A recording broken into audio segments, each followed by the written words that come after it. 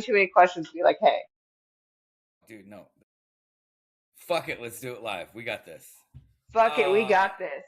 Let's go. Welcome to Crash Podcast, episode 8 with Jill, Sober Fit Girl. To give a little background, her and I have had like a 5-minute conversation prior to this. And This is the first time, other than DM messaging, that we've talked. I started following her online because I really like what she's doing. I like her style. I like the message she's putting out. And turns out a buddy of mine told me to follow her after I already followed her. And it's a buddy of hers. Shout out, Elliot. Mutual friends. Elliot. Love that. Go eat. So, yes. Jill, please give an introduction of yourself.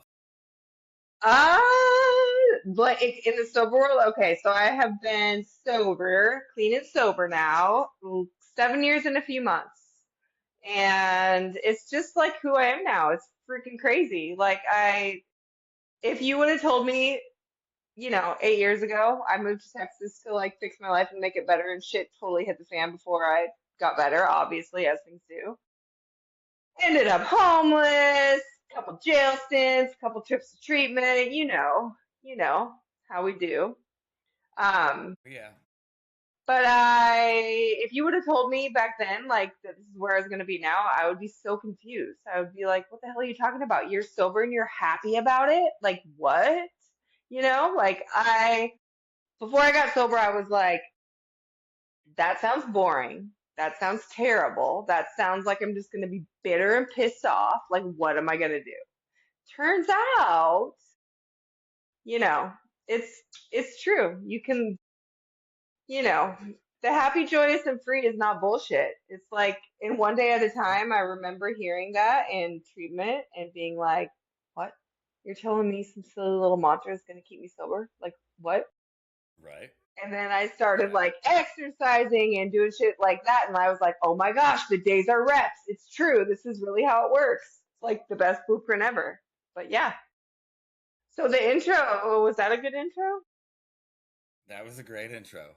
All right. Prior to me pressing the record button, we just kind of started riffing, and I think that's how this interview is going to go because it's way more fun that way. Yeah. Let's do it. That was kind of a quick summation of where you're at. Let's back it up even further. So where did you like start seeing either addictive tendencies, addictions show up, or was there like something early in life that pushed you down this path looking backwards, or kind of how did the rough start? How did the rough start? That is like a really freaking good question because something I struggled with in the early sobriety was like, you can miss something but not want it back. And like, just because you're clean and sober now does not mean that you have to like discount all that fun, nostalgic shit you did when you were little that involved like drinking down by the river and stuff. You know what I mean? Like, that doesn't mean that can't be a fun memory. But the truth of the matter isn't it right? Like, okay, so I'm in my 40s now. I spent 20 plus years drinking recreationally. It all started out as fun. Listen, it did. Down by the river, then it would graduate to like party favors at music festivals, then working in restaurants. And I didn't try like hard drugs until my 30s, which is crazy. But isn't that nuts? Like, I was just drinking all the time, and then I started with pain pills, and then it was like pain pills and wine, and then it was Adderall and whiskey, and then it was cocaine. Can I say all these words on here? Okay. This is gonna go on YouTube. You can say whatever you want, and I'm like, let's go.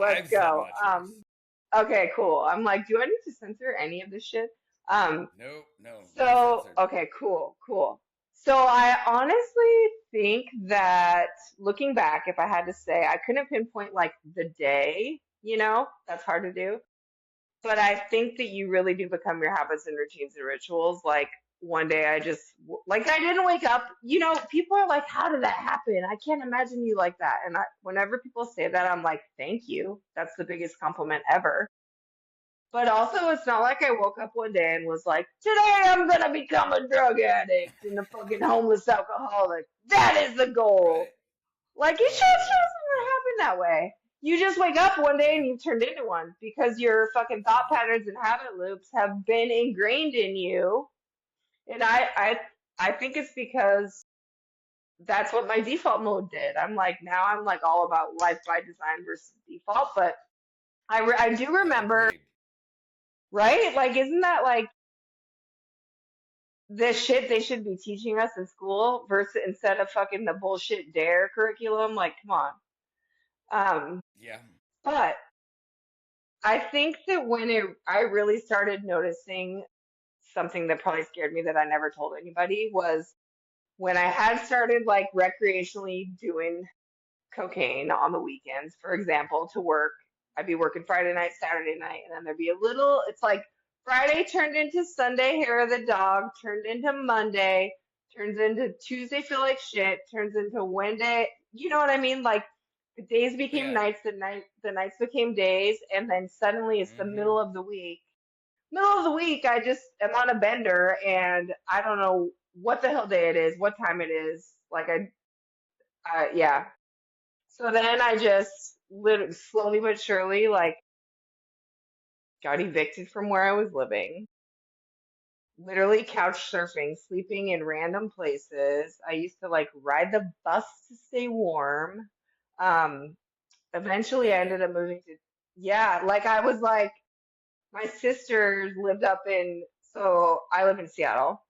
My sisters lived up north and I would ride the bus back and forth to stay warm and then like sometimes go to their house and like be waiting on their porch and like thank God they let me in everyone. I mean, anyways, I'd ride it to Portland, just like back and forth, staying warm. You did the same shit? Yeah, it was just around the town of Vegas because certain nights it was a lot warmer riding the bus than sleeping on a playground slide. Yeah. Yeah. Yeah. Like it was January in Dallas. So I moved to Dallas 2018, August. My brother lives here and I had been coming a few times to visit. And basically I had been like a freeloading drunken asshole living with my sister at this point. I'd gotten fired from jobs, fired from Pyramid, fired from other jobs. Like literally I would get too drunk at work and like not be able to hold my shit together before my dealer would show up. They'd be like, Dude, that you kind of gotta sucks. go. You gotta go because you don't work here anymore type of shit. And I mean, I'm grateful for all of that now, and I wish I could like get together all of my friends. That's the sucky thing, because they were all my friends. Your friends that fire you for your own good and say thank you, basically, because it led me to here and now. Yeah, But 100%. like I I wouldn't mean, change a I got no thing. regrets. No, no. Like I wouldn't want to do it all over again. But like knowing what I know now and like the clarity and inner peace that has come with like the whole wild adventure ride. Oh my gosh. Yeah, I Yeah, but mean, then I'm lucky that I lived through it, and yeah. I'm absolutely blessed that I get that kind of perspective in a holistic way to be able Mhm. to relate to people and help those less fortunate or less along the path that they want Yeah. than me. And I Yeah, think like how you do the same. yeah. Dude, it's so cool to look back and just be like, God willing, we get the opportunity to show up as proof for people. Like, I Yep. actually have an album of proof I save in my phone when I get a message from somebody who's like, thank you for this, or what you said here really hit, or whatever. Because Nice. some days you need it. I'm like, so I keep it because I'm like, if I hadn't have said, fuck this shit will not be my life, this never would have happened. And now I'm like here for the ripple effect, dude. Like, Yep. so here for it. But I like yeah, that. so I'm going I'm, to steal that. Here for the ripple effect. yeah, and I think, like and that like, one. we're all like our energy is contagious, right? Like your 100%. your your energy is creating a ripple effect and it can go awesome or it can go not awesome. And mine was toxic and so shitty for so long when I was in like active addiction. So I'm like on a fucking mission to, you know, Light this place up with love, baby. I get it. But yeah, so then I came to Dallas, lived with my brother and his wife, got went to treatment once, came back, legit thought I was just gonna take a break. And like I was like, this is gonna be like a cleanse and then I'm gonna go back to normal. Yep. No, it was a cleanse and then I started drinking mouthwash and shit like that to get fucked up. Like that's insane. That's insane. And then Peppermint I got kicked out. schnapps, Oh, peppermint extract. Mix that with Gator because yeah. that shit's like 90 proof. That shit is insane. That shit is insane. I actually just bought some alcohol-free vanilla extract from Traders because I was like, I'm not fucking around, dude. I am not taking any chances. And people are like, are you serious? Isn't that stuff cook out? I'm like, I don't fucking care. I'm not willing to risk it, man. No, no. But the whole like addictive personality, I think I just have this storytelling, like playing and repeat. I'd be like, this is the last time, tomorrow's a new day. This is the last time, tomorrow's a new day, like over and over and over again. And yeah, like you know exactly what I'm talking about, Oh right? yeah, Like, we tell ourselves that story, but then we don't make any changes until we no. finally have to make a change. Yeah, it was change or die. Like it was Yeah. change or die. Like I was riding the Dart here in Dallas in January to the freaking DFW airport to sleep there. I would like pretend I was traveling.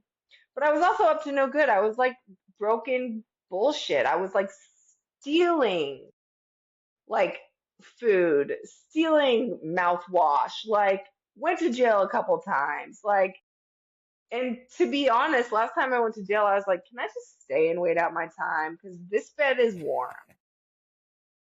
The guy was like, nobody has ever asked me to stay in jail. I was like, well, I bet I've been through this shit before and I know how this is gonna go. But yeah, When it's the I think least evil, yeah, hell yeah. yeah, I was like, you got a bed here? Like, it's cool. I don't have to search for that all day, live in survival mode. Yeah, Mm. it was divine timing and totally like perfect storm of events, I think. That like, you know how you just, I don't know about if it happened like this for you, but I got like this moment of clarity.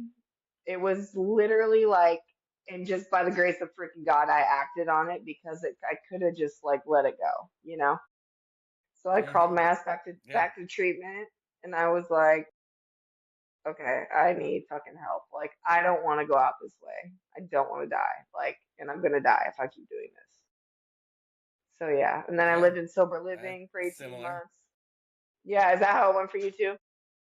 Similarly, I mean, I tried sobriety for many different reasons, for a job, for a girl, for an idea, for this, that, and the other, and Really? always outside shit fails you, guaranteed, because Yeah. that's how the world Yeah. works.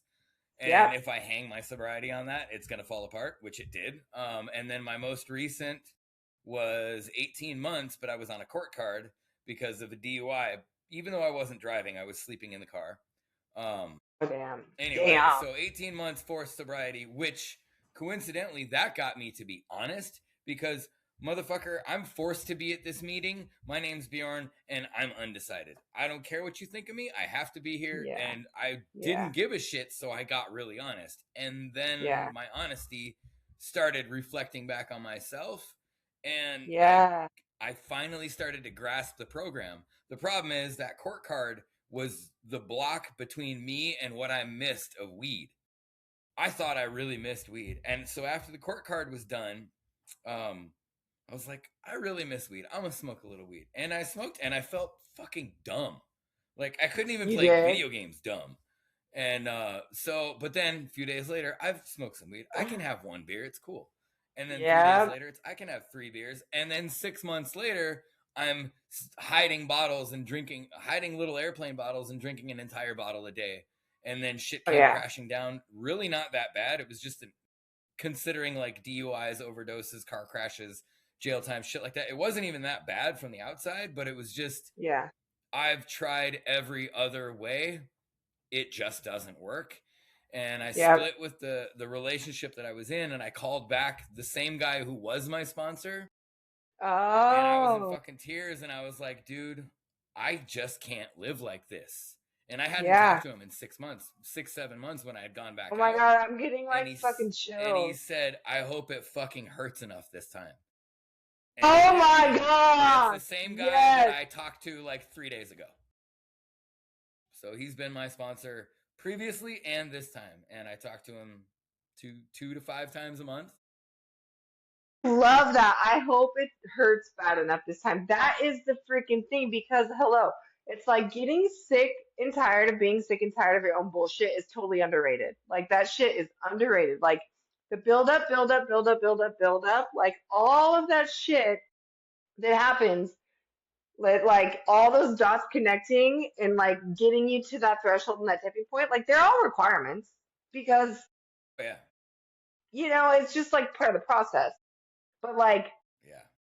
you have to get to this totally depleted state of total exhaustion and be like I remember when I Yeah. first went to treatment and they were like, oh, the gift of desperation. I was like, fuck you. And then the Yeah. second time I was Yeah. like, I got that now. I am here. I am back. I am Yeah. desperate. Let's go. Yeah.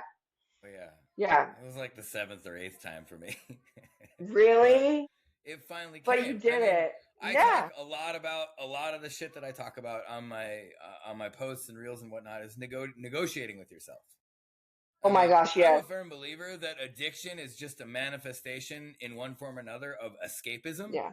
because we escape Oh, ourselves and we yes. never learn how to deal with Yeah. whatever it is, we never learn how to deal with it. Good, bad, ugly, indifferent, whatever. We escape it. Yeah. Yeah. So We're all my escape artists. addiction, I tried to escape getting out of my addiction by, oh, I'm going to do it for a girl and then that fails me. I'm going to do it for a job and Yeah. then that fails me. I'm going to do it Yep. for Yep. XYZ and then outside Yeah. shit is always going to fail me. So then I finally Always. just ran out of excuses and ran out of negotiations Yeah. and ran out of things to blame it on. It's fucking Yeah. me. I cannot do this. Yeah, dude, it's like And I the day haven't you looked back realize since. that, no, and it's like, I don't miss it. And if you would have told me back, like, even in the beginning state, well, I don't know, man. I feel like I have some serious shadow work still to do because Nothing wrong with I don't fucking miss it. I totally just lost my train of thought. that. Damn, Shadow work. where'd it go? What were we saying before Shadow work. that? We were talking Oh, about damn. negotiating with yourself and blaming it on other things, and then that you had to do some shadow work. Okay, I lost it. But just like realizing you're the common denominator in all of the shit Yeah, is like so yeah, fucking huge because it's so easy to like pinpoint something else and something else and something else and someone else or some other thing. And the day you're like, whoa, nobody is coming to fucking save me. I am the common denominator in all this bullshit. And like, I don't want to go out this way. And mm-hmm. it's like you get to this place of like, dude, what you said about the escapism is so true because I am like all about that. Like we never were taught how to like we're numbing and escaping this dis-ease we have with ourselves, like not disease like cancer or whatever, although it's like this inner shit. And it's like soul crushing shit. And you just feel like this dis-ease with Mm-hmm. yourself. And so you're like, never taught how to fucking deal with it. I don't know. Like therapy Mm-hmm. wasn't a thing when I was little. It was like, have a drink when you're sad, mad, happy, celebrating, at an event, at whatever it was just like part of our conditioning and it became like our maladaptive coping mechanism. It's fucking 100%. crazy. Wild, isn't it? Oh Yeah. man. Oh, definitely. And I Damn. mean, it's what people choose for relief. It's what people choose for celebration. It's what people choose for coping. It's what people Yeah. choose for Yeah. depression, happiness, whatever. Fucking fill in the All of blank. it. All But of it. at this point in my life, I probably could have one beer, but I don't want to try. And Yeah. even if I could, what the hell is it really going to add to my life? It's Nothing. not gonna add shit. That's so funny No. because I mean, I just go ahead. I was gonna What are you say, gonna yeah, say? like obviously per my handle, I enjoy NA beers, but I drink an NA beer like I think a normal person drinks a beer. I drink it for the taste. Some of the Yeah, times I even leave them half full because yeah, there's no effect. I'm not chasing anything. yeah. You just think they taste good. When it came Yeah, to chemicals, I was always chasing something. yep, for sure. Relief, like that warm blanket feeling, or just like the calming of your mind. I think that was a big deal for me too. Like I was always Yes. back to escaping, just running, and it's like I remember this one time at my brother's, I was hiding in the closet drinking fucking whiskey for breakfast. Literally, it was like during around Christmas time, and on Christmas I was like passed out drunk by like noon. But I remember I was hiding in the closet drinking whiskey, and I was so fucked up and out of my mind, I put everything in the closet on top of me, like I was trying to hide. And then like, yeah, it's like if you could see that shit, man, it's like I was literally trying to hide from myself. And it's like you can't. You can like Nope. you're gonna drown at the bottom of that bottle, dude. Like your shit is gonna fucking catch up with you. And the thing is, like, oh man, it's so wild because if you maybe this is what I was gonna say.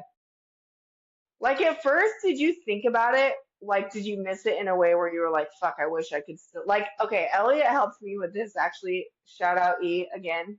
Because one time we were texting and I was like, sometimes I get sad that I robbed myself of the luxury of recreational drinking and recreational, like, party favors or whatever. Because I know myself and I know, like, even if I could have, like, how you said you could have one beer, I sometimes I'm like, a glass of wine with dinner or like a nice whiskey. I loved IPAs, like all that shit. Like, I love the taste of it Fucking too. margarita on a Like, hot day. Yeah. yeah, like I'm not saying I don't ever romanticize that shit, but I'm now in a place where like I am not willing to risk it because playing the tape forward, I'm like, okay, one feels good, two feels better, three, I am putting my bad idea pants on, baby, and Mm-hmm. you're not gonna see me again for Yep. months, type of shit. But like there was a turning It's point. I don't know. Well, go ahead. What are you gonna say? I was gonna say it's funny that you describe it like that because and I'm not knocking anybody's decision or belief on this, but that is why I will still refer to myself as an alcoholic.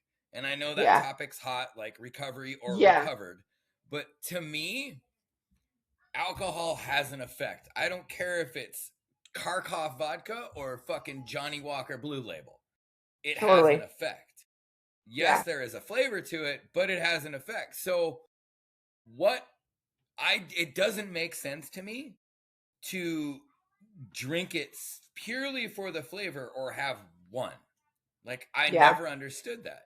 And even to this yeah, day, a normal person drinking a beer to have fun or to get a very tiny buzz, like what's the fucking point? I yeah, don't get it. I don't get how yeah. somebody could leave a drink with alcohol in it halfway on the table. Like you paid for that. Like get the That effect shit of it. blows Like the my mind. Yeah, yeah. That they just leave and it so like it's no that's big why deal. exactly. And that's to me that's what the alcoholic is Yeah, I people say that they're cured of alcoholism. To me, that's like cured of cancer. If there is absolutely zero cancer present in your body and you can go do the hmm, things that were around that or whatever input the disease X, Y, and Z, if you can yeah, live your life as if that was not there, then that's cured. But if I can't understand how somebody can drink and like leave one or leave half of it yeah, or yeah. do a bump and not want a whole fucking 8 ball or Oh, whatever the oh, case dude, is, like no, it yeah, doesn't make fucking sense to me. And that's how I know I'm not no, cured because I can't yeah, look at it through the eyes of somebody who never had alcoholism. yeah, yeah.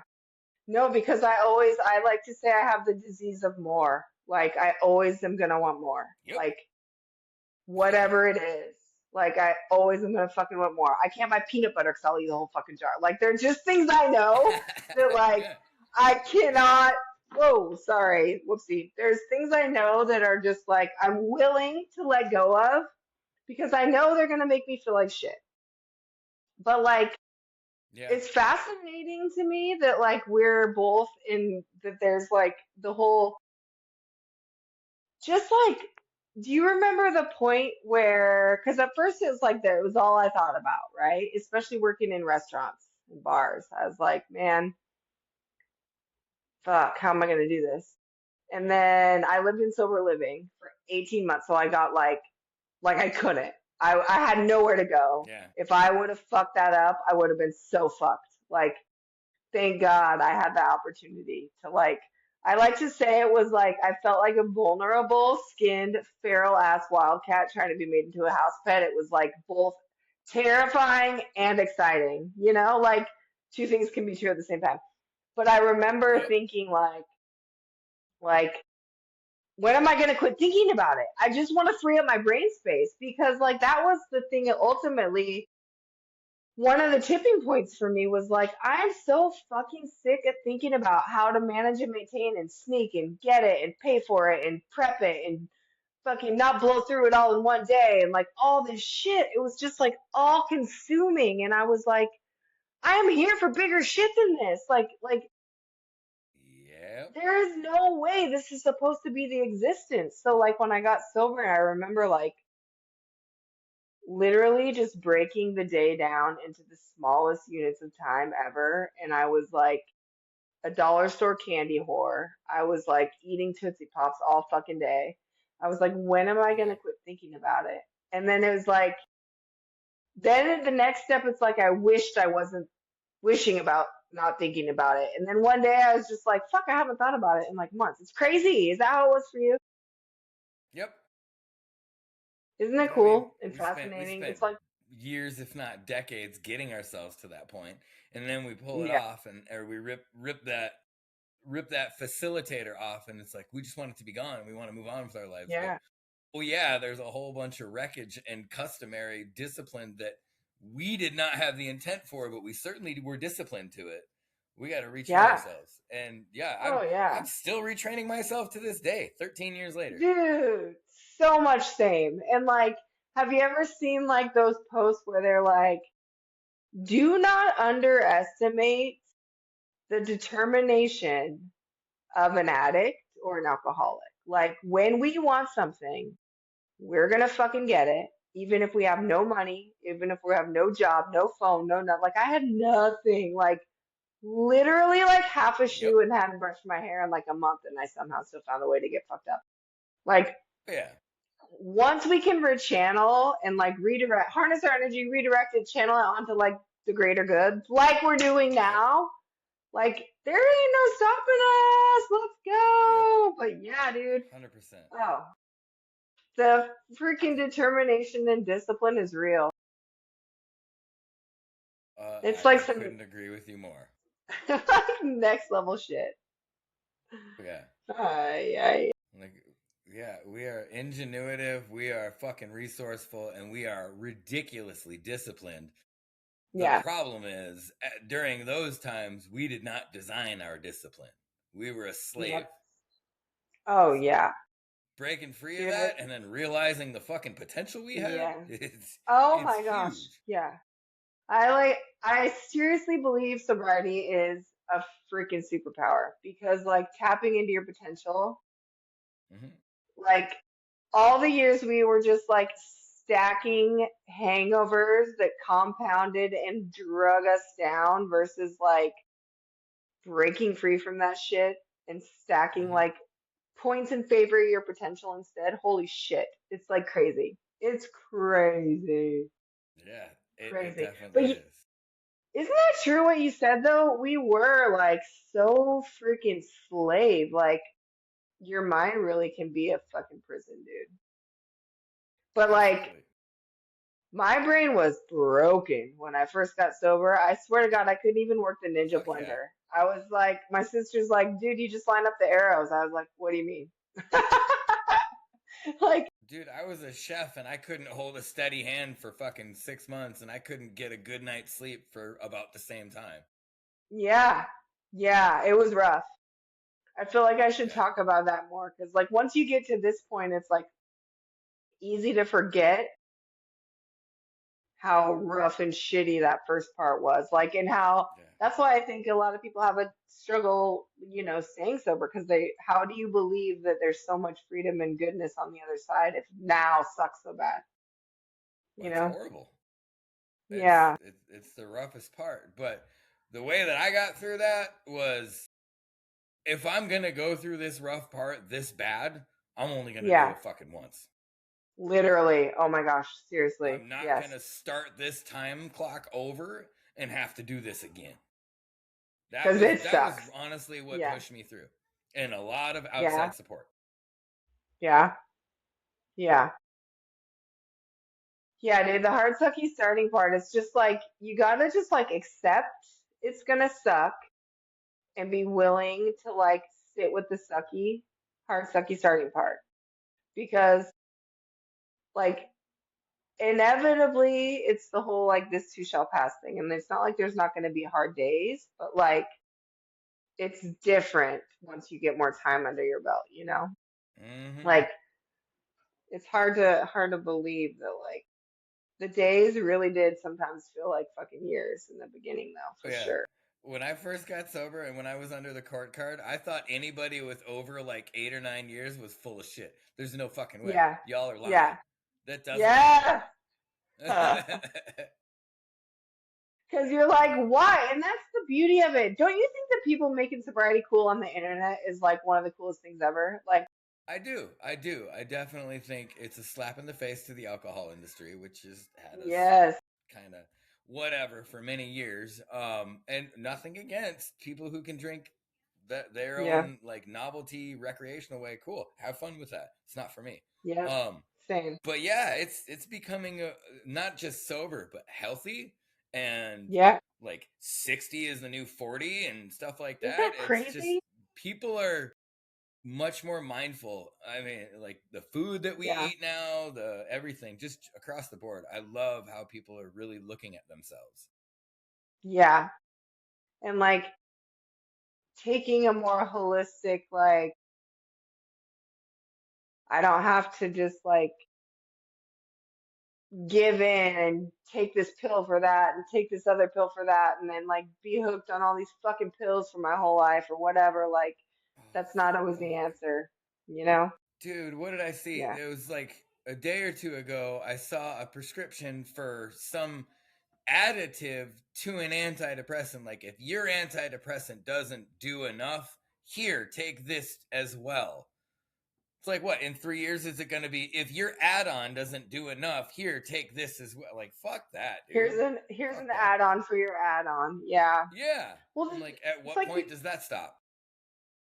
well, fucking it stops like with the actual individual because you got to just be like, fuck that, man. Because when they're gonna keep making the shit, they're gonna keep making But it. yeah, They're gonna keep yeah. selling it. They're gonna keep telling us we need it. Like there's so much like just health and life and like thriving to be had. Just like getting the fuck outside, moving your body, eating good food, drinking your water, sleep. Hello, sleep is like magical. I didn't sleep for like Yeah. 10 years probably when I was like doing Yeah. drugs. I mean, I Like don't once, count passing out as sleep, so yeah, about the same. no, dude, I call it mad couch disease when you just pass out on the couch and wake up with like fucking Dorito dusted fingertips and shit in your crevices, you know? But like, Oh, I funny. say sobriety cured me from mad couch disease because like literally it was not pretty, you know? All right, It was a mess. I'm gonna change direction a little bit. Kind of what you were talking Okay. about. So after treatment, you're back in Dallas. You're going to check yourself into sober living to Yeah. and fearful just to get through that, because obviously we us kind of people know the life that it was before, so it's natural that you're carrying fear. How did life progress those first 6 months, that first year, those first 2 years? Like, Mm. how was it for you? The feelings, the actions, like, how was it? Oh man, it was like literally like I said about the feral wildcat, like trying to be made into a house pet. Like I just felt like skins, like I had like been shedding skin and like super vulnerable and super raw and like super like Like I remember tangibly being like, just put one foot in front of the other. Like I had been in such a bad place where I had like having like in treatment they're like, no, you guys have to take a shower every day. And I remember being fucking annoyed, which is disgusting, because I'd been roaming the streets for a month, just in my own fucking filth. And I was like, that's where like one of my mottos that I say all the time now is I can, I will, I get to. That's where that like I remember being in the shower and being like, I can, I will, I get to. Like this is a get to mentality, girl. Um, it was I literally left treatment when I didn't have shit. Like I didn't have an ID, I didn't have a phone, I didn't have clothes. They let me take a garbage sack of clothes from the clothes closet, like hand-me-down clothes, um, Mhm. and a toothbrush. And so when I got to sober living, when you first stay, you have to like share a room with people. So like I was on like the bottom floor and I had two roommates in my room and I was like, what the fuck? Like, what the fuck? I'm 40 years old. What am I doing? But I quickly, like, somehow magically snapped out of it because I was like, it's all or nothing, baby. There's no turning back. Like, this is an opportunity, you know? And so we had rules. Yep. We had curfews. We Mhm. had a certain number of meetings we had to go to. We had to be working with a sponsor. We obviously had to pay Mhm. rent, but it was weekly. There was that it was such a gift to be there because it was so scary. Like I'm not joking when I say I had a freaking Tootsie Pop Tootsie Roll in my mouth like all day, every day. And I didn't have any money, so I was like eating the communal food like top ramen and cup of noodles and shit like that, walking everywhere because I didn't have a car or a bike or anything. Um, and just like, dude, it was scary. It was like also one of the best experiences of my life, I think, because there was just so much growth and opportunity there. And like, you got to actually like kind of live off the grid. Like, I didn't have a phone for a while. When I got a phone, I didn't even really Yeah. get back in touch with anybody because I was like, I'm gonna get some time under my belt before I, resurface. So I got a job. I volunteered at the treatment center I had gone to because I was fucking afraid. I was like afraid of myself, honestly. I was like, Yeah. I know what that am I gonna feeling. fucking do? Yeah, like I was it's almost like when I got the day I got out of treatment, I just like didn't want to leave because I felt like understood. I felt like these people get me and they're not judging me and it's like a safe space. And then when I moved out of sober living, I felt the same way. I was like, okay, I know it's time now, but like I also kind of don't want to go. It was like, I don't know, man. I feel like sober living, like if you're really struggling, did you live in sober living at all?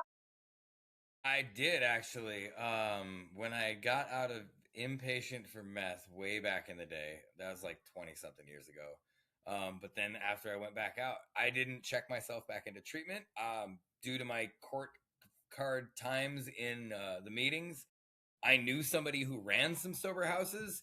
So Oh, I nice. split with my ex and I called him up and I was like, "Do you got a room, Yeah, dude? I want it." nice. And Yeah. so I completely of my own voluntarily I moved into sober living.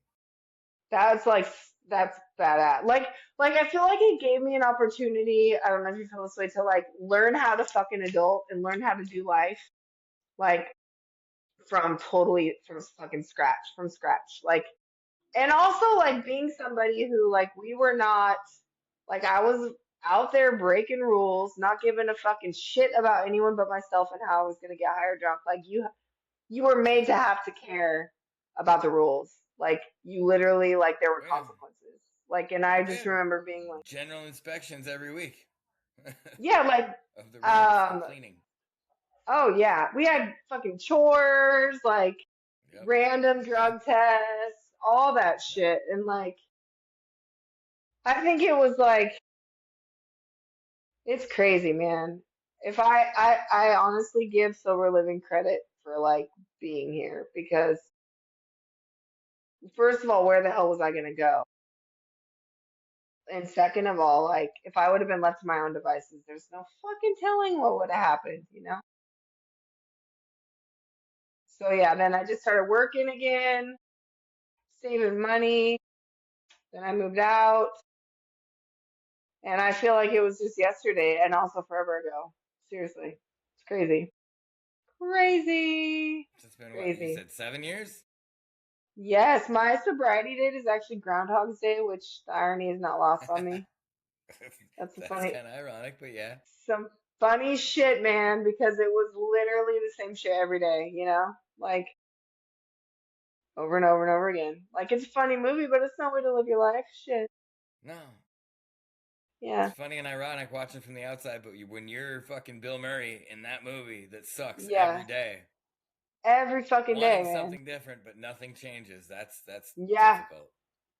Oh, dude, like I just made, I think a poster was talking about this with somebody, like it's just like when you keep doing the thing you don't want to do and like you're driving yourself fucking crazy. It's that definition of insanity shit. Like, yeah. If I wouldn't have like sober living and accountability, there's no freaking telling where the hell I'd be right now.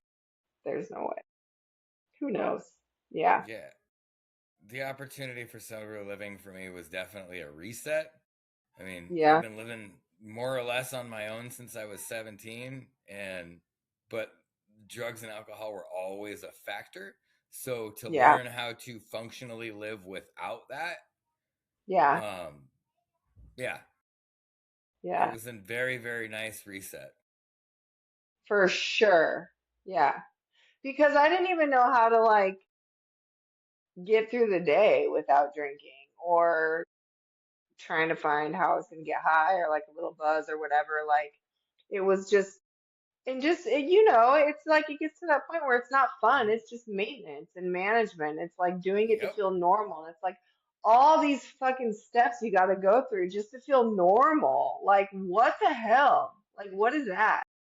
So, like, yep, getting through that,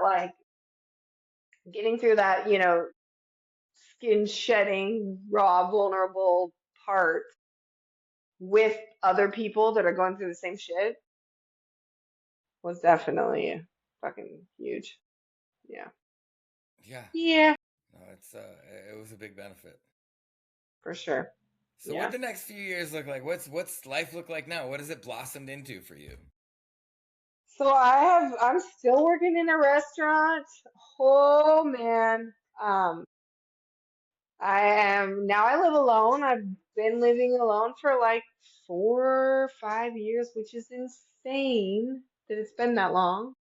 I work nights at a restaurant. I pick up shifts. I have a lot of like behind the scenes stuff I'm working on, but it's not like secret, but I just want to like, get further along.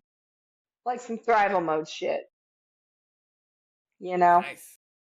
Yeah. Like I All really right. want to build a You want to talk community of about it, or is it people. hush hush for now? Kind of hush hush, but I do want to just build a Okay. freaking community, like of people, like create a safe space for people to be able to like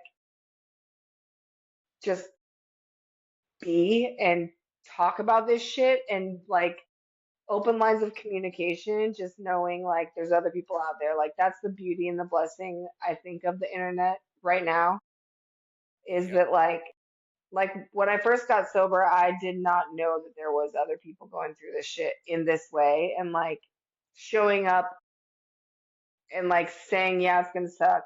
But it's also fun and it's also beautiful and it's also the best thing you've ever done. Like we need to just talk about that more, you know? So yeah, Agree. I definitely agree. doing I doing some shit. in the whole sense of community, I'm kind of in an aspiration to begin the same thing, and I'm in not a selfish way. I kind of want to be the conduit for that. Yeah, yeah, Obviously, I coach people in sobriety, and I work with a lot of different people, and my intent down the road is to have the people that I have coached walk through the beginning of it, develop to the path that they want to be, get further along that path and then become an elder, so to speak, in the community of when I bring on new people. Hey, this is Yes. just like Bob and Sam and Sally over here, that you can talk to them on X or whatever, it's a messaging platform, or even if it's just connect them through Instagram. Like, these are people that I've worked with and this is their story. I'm happy to coach you and move forward, but look at these other people who have gone through the same thing, and myself, and an infinite amount of people that I know. So by no means do I want to like take credit for being the conduit, but happily connecting people to forward themselves to the path that they really want. Yeah. I love that. We should totally talk about that, because I think that like one of the things I'm constantly like praying for, manifesting, all that is like help me like be where I need to be, see who I need to see, meet who I need to meet, connect with who I need to connect with, to have the ripple effect and impact that like I got gifted this story for, you know? Like, it's funny you say conduit, because that's one of my favorite fucking words, man. I'm always just like, how can I turn this testimony into a toolkit for transformation in a way that's like tangible? Like, I have so many. If I turned my phone on right now, you'd see my big ass whiteboard that I'm like working on all this shit. I have like so many like tools and takeaways and like stories that hit in a way where you like, it's like real life shit that you can help people with, you know? Yeah, And exactly. because I don't think it has to be, it doesn't have to be a, right? Like, that works. I love AA. I respect AA. I think Hmm. AA is a phenomenal tool. I still believe in it. But I Yep. also believe that that is not the only way. And Yep. I believe that Same. there are things in a person's journey from not through sobriety and beyond that Yep. AA just doesn't have the capacity, or within the traditions of AA, it just kind of shies Yeah. away from. There's nothing wrong Yeah. with that. AA's been around for Yep. nearly 100 years so far, and it Yeah. does a phenomenal job. It got me sober, but it wasn't the only thing to help Same. me stay sober and grow Same. beyond. Same. So So maybe we had a similar path that's with that. what, like, the way I differ my, say, sponsorship from coaching is Yeah. I will Yeah. happily sponsor anybody who asks me. That's my job. That's my 12th step. Yeah. That I walk them through the book, the way that the book was designed. I encourage them through meetings, and I am there because of their surrender. When somebody brings me on as a coach, that is completely, well, not, it's different. I don't Yeah. strictly adhere to the book. I use a lot of the principles, and if somebody needs a meeting, I certainly suggest them to go.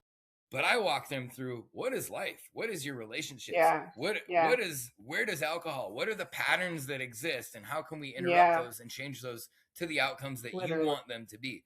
It's a strict one-on-one focus to develop the person where they want to be, even if they don't have the words to describe it. Yeah. And that is an investment in self. Oh, yeah. Yes, 100%. So, Like, you gotta like get into, it's like you gotta unbreak your brain, and that takes work. It takes like yeah. reverse engineering the thought patterns and habit loops back to like, you know, the root of the shit. It's like back to what we were talking about at the beginning, how we're not taught how to deal with our dis-ease and like our, you know, the incongruent fucked up feelings. We Yep. numb them instead, you know? Quick fixes. We're all about that quick fix shit. But yeah, The I fucked love up that. part that we see, the frustrating part, the depressing part, the saddening part, the confusing part is the outcome or the output. It takes a lot of figuring out, self-discovery through help or not, Yeah. to actually truly figure out what are all of the steps in that input. Oh yeah. As Yeah. they say, you don't relapse with the first drink. You relapse hours No. or days or even weeks earlier. So where does that Dude, start? for real the sorry. I wrote this No, survival you're good. mode guide, and one of the things I talk about in it is prelapse. And I think that you can fucking trace that shit. Like, you can hack into your brain and your your day and your life and your thought patterns and habit loops, and you can see when, you know what I mean? Like when that shit started. And yeah, you gotta want it because it's work. Like I really took my freaking homeschooling curriculum seriously when I got sober and like moved out. Like I like devour and marinate in books and podcasts and all these different things. And like you never know when one line on one page on one fucking book is gonna be the thing that hits or helps you. Like something's gonna click, you know? So like How many people carry a mantra that was a sentence that somebody delivered to them in like junior high football or chess club yeah, or debate team or a dude that they used to skateboard with or whatever. Like I yep, literally have words tattooed on my wrist that an old sous chef of mine told me. He said really? never settle. So I have the words never settle tattooed on my wrist as a constant I reminder. love that. And I I still to love this that. day love it. I love it. Mottos and So mantras like we fucking live work, by those dude. little Like, mantras. oh yeah. Like, okay, so now I'll just tell you that is one of the things I'm fucking working on is like my mantras and Jillisms, I like to call them. Like, for example, faith is more Yeah. fun than fear. And I have like a flow chart that goes with it and stuff that's like tangible action steps that are really freaking simple. It's not like a big, gigantic, like, it's like little daily micro wins, you know? And it's like taking care of your Mm-hmm. mind and your body and your soul and your spirit because what you pour into one totally impacts how you feel in all the other ones. Like, Yep. if you don't They're stay all connected. spiritually fit, for example, like spiritual fitness, I think like people are just finally like, for lack of a better way to say it, like waking up to the fact that like how you fucking feel in your Yep. soul and your spirit is legit like your energy and it's Yep. like how you live your life. And if your like soul is if like I say I used to have Swiss cheese holes in my soul and like I was just like rusty and broken and so I would drink to make that feeling go away, you know? Like we Yep. just have to like learn how to just like you said, just like, you know, we got to do the work, man. We got to do the work. You got to want it though. Yeah. And that's why I love being a coach because I'll be the first one to say it's much easier learning those things from somebody who's been there and somebody Yeah. like me or you who can walk that person through because you have to take step A before you take step B and step C and so on. If they're so Yeah. new to this sobriety thing and they haven't connected the dots, it's easy for us from an objective point of view to help walk them through that or at least walk them Yeah. through options that may click for them Yeah. versus trying to figure it out solely on their own. Yeah. And the funny, ironic other side to that coin is it's really difficult for me to see those things in myself and do Oh work on it. yeah. Yeah. I've learned how to do that, and I've through trial and error and books and articles and podcasts and Yeah. everything, like just drinking from the fire hose of knowledge. I've learned how Yeah. to, but I still seek Yeah. help. I still seek my sponsor. I work with Yeah. coaches.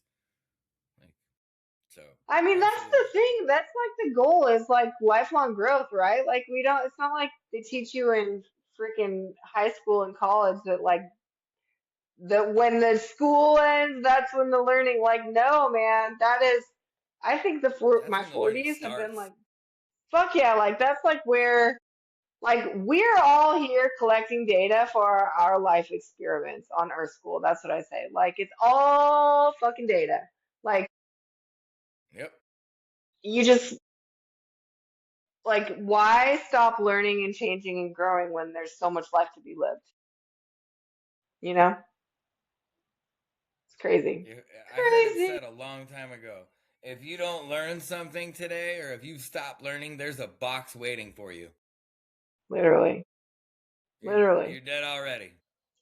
Yeah. Well, because yeah. Yeah.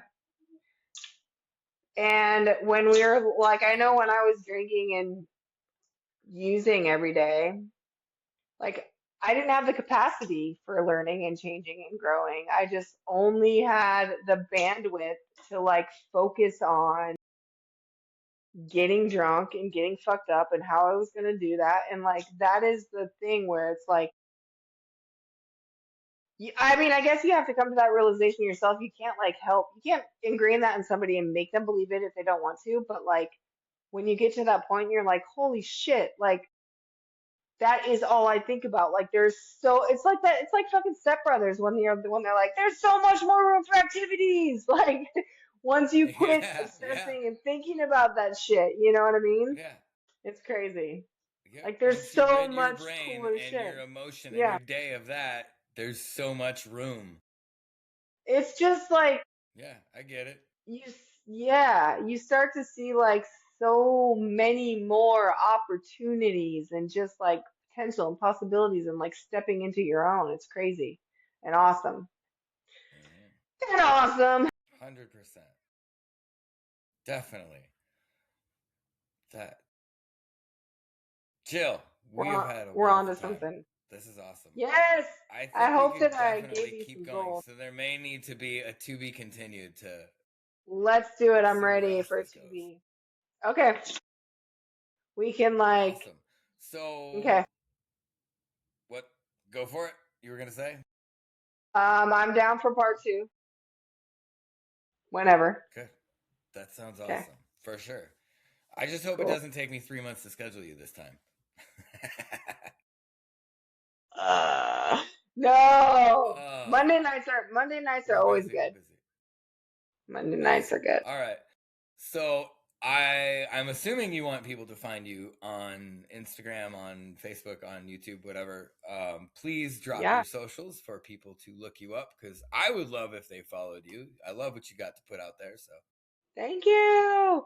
Sober Fit Girl. I just I'm not on YouTube. I should get on there, huh? well, you will be after this Wednesday. Hell yes. Okay. See, look, here we go. Planting seeds. Yeah. All right. Thank you so much. Thank you. This was an awesome call, and I'm very glad that we've got the chance to do it. So, and it was Same. wonderful meeting you and hearing your story. You too. I love meeting new people, but it's so fun because on this Crash podcast, this is episode 8. I meet new people, but we are here telling the same story with different words Yeah. all over. Yeah. It's Yeah. awesome. We're out here showing up and blowing I up, guess baby. it's like I meet old people. Yeah, I love that. I love that. I love that. You're doing an awesome thing though, Jill, dude. Like thank you just again. opening up. Thank you for what you do because Keep people going. need to hear. People need to hear the stories, and you're like, you're showing up with the space and the place and like the open lines of communication, and like that's fucking rad, dude. So Thank you. thank you. Thank you. Thank you. I hope everything that I do helps at least one person. Then Dude, that's that's all the worth thing. it. The ripple effect. The ripple effect is real. One person, like that goes on and on and on. That's the Yes. goal. All right, let's do Jill, it. well, thank you. Okay. Yes, thank you. I appreciate your time, and we will talk again. Yes. Okay. Have a good night. Thank you. Thank you, everybody, for listening, and I hope you enjoyed this episode. If you do, post it, share it, like it, subscribe, all of the good things. Let's Press all the go. buttons. Let's go. Press all the buttons, baby. Okay. Peace.